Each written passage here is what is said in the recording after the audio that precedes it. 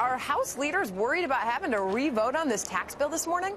It doesn't sound like it, Sandra, because the Republicans that we've heard from last night and today are still riding high on that first crack that they got at voting for this tax reform bill. It was a very emotional time because I used to be, Jack Kemp was my mentor, and I've been working on this issue pretty much my adult life because I just feel so passionately that this is going to help get people from welfare to work. It's going to get people higher wages, better jobs. It's going to put the American economy in the lead in the global economy again.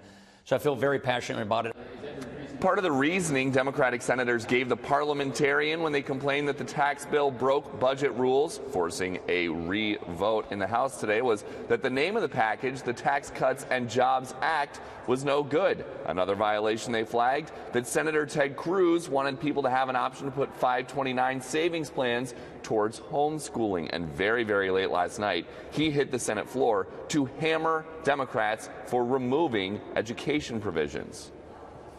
I would ask my friends on the Democratic side of the aisle, there are going to be issues we disagree on.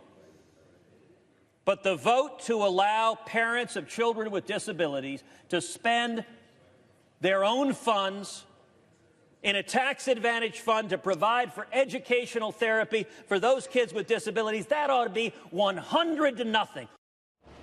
After a few days of hand-wringing by Republican leaders, all GOP senators that were present voted yes. Sandra. We knew heading into this, though, that Jeff Flake was a holdout. How did leadership convince him to vote yes last night, Peter?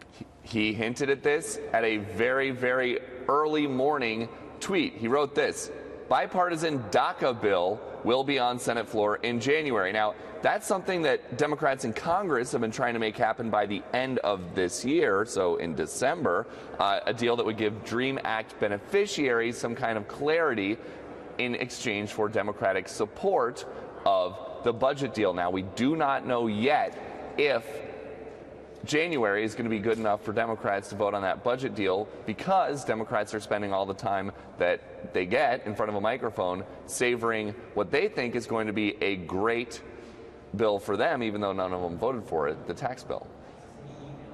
Though the Republican propagandists may call its passage a political victory, it will be very fleeting and illusory.